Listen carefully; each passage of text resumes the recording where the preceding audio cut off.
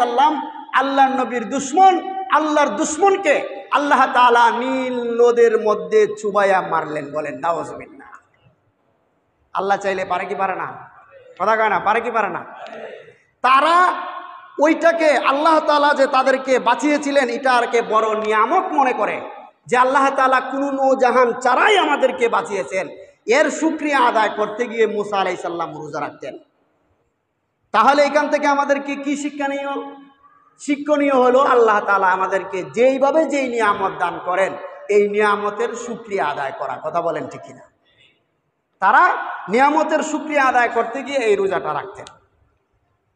তাহলে এখান থেকে আমাদেরকে শিক্ষা গ্রহণ করতে হবে, আল্লাহ তাআলা আমাদেরকে যেই সম্পদ যেই নিয়ামত দিয়েছেন প্রত্যেকটা নিয়ামত যেটা যেভাবে আসছে ওইটা ওইভাবে আল্লাহর শুকরিয়া আদায় করার দরকার আছে না নাই?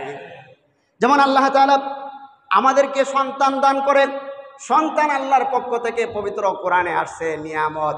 যদি এটাকে নিয়ামতের মতো ব্যবহার করা যায়, সাজানো যায়, আল্লাহ তাআলার নবী বলেন কারো সন্তানকে যদি সে আল্লাহর হুকুম নবীর তরিকার কোরআনের শিক্ষা দিয়ে কোরআনের আলেম হাফেজ বানায়, দিনদার আল্লাহওয়ালা বানায়, পরহেজগার মুত্তাকি বানায়, ওই সন্তান তার জন্য নিয়ামত। ওই সন্তানকে আল্লাহর কোরআনের শিক্ষা দেওয়ার কারণে, আল্লাহর দ্বীনের ফাহাম তাকে বোঝানোর কারণে ওই সন্তান যত ভালো কাজ করবে ওই ভালো কাজের প্রত্যেকটা সওয়াব বাবাও সম পরিমাণ পাবে। সুবহানাল্লাহ। তাহলে সন্তান নিয়ামত, ওই সন্তানকে আল্লাহর হুকুমের শিক্ষা দিয়ে ওই নিয়ামতের শুকরিয়া আদায় করতে হবে। আল্লাহ তাআলা ধন সম্পদ দেয়, ওই ধন সম্পদ আল্লাহর রাস্তায় ব্যয় করে এর শুকরিয়া আদায় করতে হবে।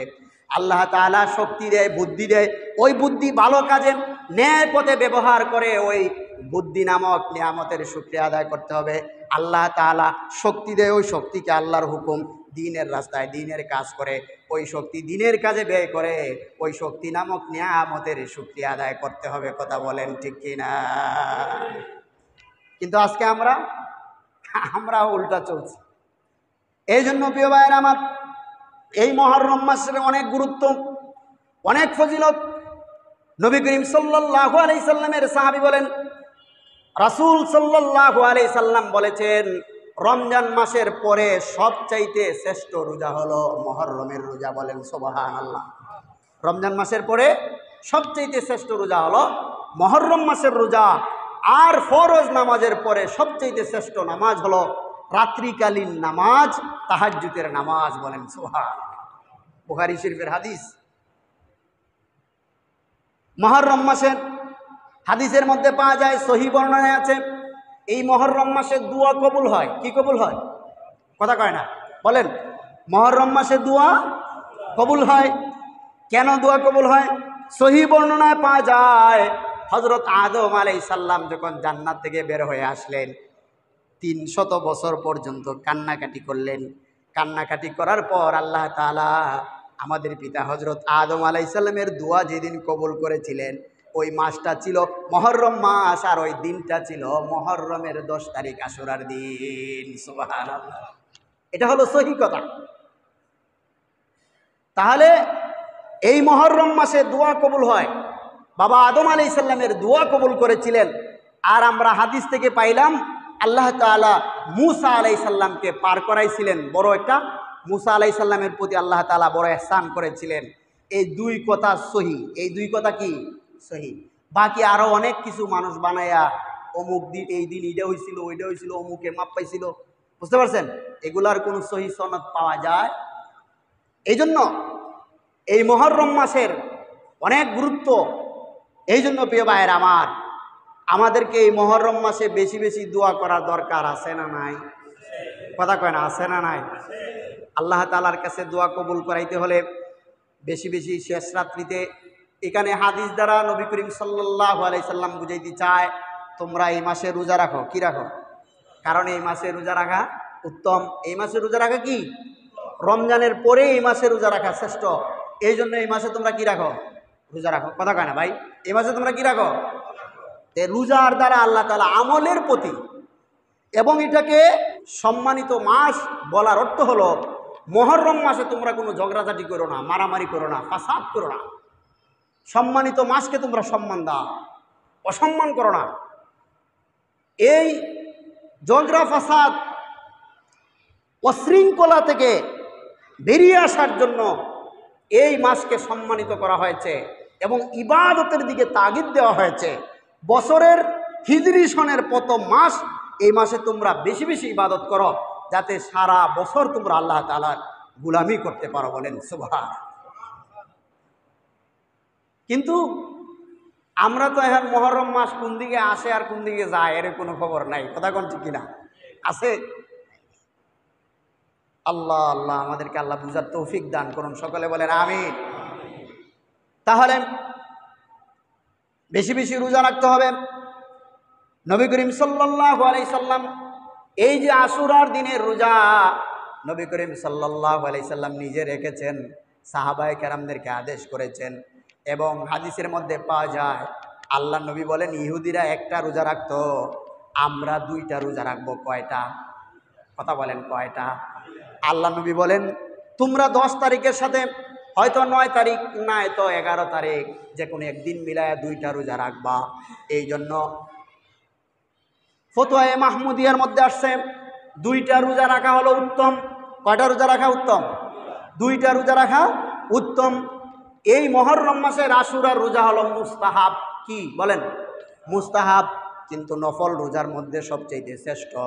আল্লাহ নবী সাল্লাল্লাহু আলাইহি সাল্লাম তার জীবনে কিছু কাজ ছিল, ওই কাজ কোনোদিন তিনি পরিহার করতেন না, কাজা করতেন না। এর মধ্যে একটা হলো মুহররম মাসের আশুরার দিনের রোজা। আল্লাহ নবী জীবনে কোনোদিন কাজা করেন নাই। সুবহানাল্লাহ। 2 নম্বর হলো ফজরের নামাজের আগের সুন্নত, 2 রাকাত সুন্নত আল্লাহ নবী জীবনে কোনোদিন কাজা করেন নাই। সুবহানাল্লাহ বলেন। তাহলে এই মুহররম মাসের তাৎপর্য আছে না নাই? কথা বলেন। মুহররম মাসের আসল তাৎপর্য হলো আল্লাহ তাআলার নিয়ামতের শুকরিয়া আদায় করা। বলেন সুবহানাল্লাহ বলেন। আল্লাহ তাআলার নিয়ামতের শুকরিয়া আদায় করা। কারণ কেন? কারণ আমরা সহিহ হাদিস থেকে পাই মুসা আলাইহিস সালামের উম্মতেরা আল্লাহর শুকরিয়া আদায় করতে গিয়ে রোজা রাখত। এখান থেকে আমাদের শিক্ষা নিতে হবে যে আল্লাহ তাআলা আমাদেরকে যত নিয়ামত দিয়েছেন সমস্ত নিয়ামতের শুকরিয়া আদায় করা দরকার আছে না না? 2 নম্বর হলো বেশি বেশি আমল করা। বেশি বেশি কি করা? আমল করা।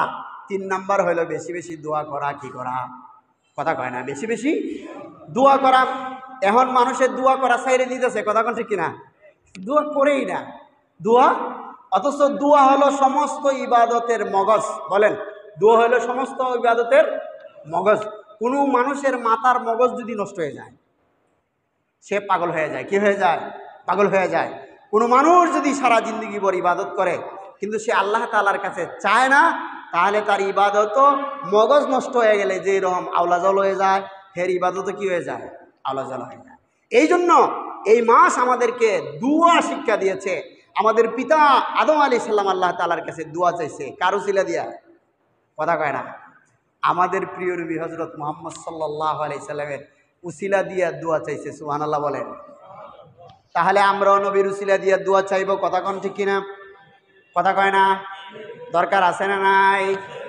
এই জন্য আল্লাহ তাআলার কাছে দোয়া করবেন, আল্লাহ আপনার সম্মানিত মাস, আপনার কাছে গুরুত্বপূর্ণ মাস, আপনার মাস মুহররম মাসে আমি আপনার গোলাম। মাসটা কার? আরো জুড়ে বলেন কার?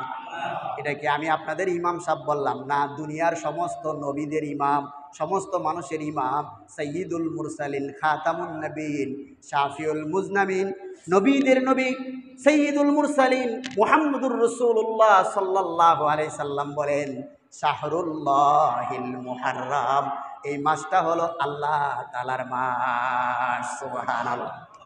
তাহলে আপনি যদি আল্লাহ তাআলার কাছে কাকুতি মিনতি করে দোয়া করেন, হায় আমার রব, হে আমার আল্লাহ, আমি আপনার নগণ্য গোলাম, আপনার মাসে, আপনার নবীর সম্মানিত মাসে, দোয়া কবুল হওয়ার মাসে আমি জীবনের সমস্ত গুনাহ আমার কাঁধে নিয়ে আপনার দরবারে তওবা করতেছি। আল্লাহ আপনি আমারে মাফ করেন। আল্লাহ যদি আদম আলাইহিস সালামের দোয়া কবুল করতে পারে, শেষ নবীর শ্রেষ্ঠ উম্মতের দোয়া কবুল করতে পারে কি পারে না? তাহলে দোয়া করা দরকার আছে না নাই? আরো জোরে বলেন আছে না নাই?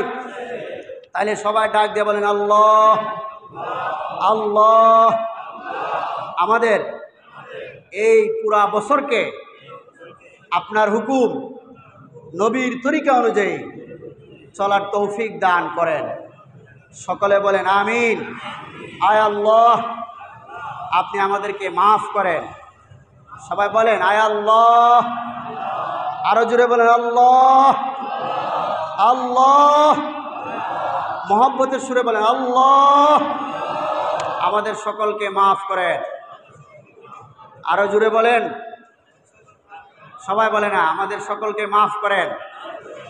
যারা বলেন আমি মনে করবো এরা মাফ চায় না, আল্লাহর কাছে মাফের দরকার নাই মনে হয়, সুজা জান্নাতে চলে যাব। সুজা কই চলে যাব? জান্নাতে। মাফের দরকার আছে না নাই? আরো জোরে বলেন আছে না নাই?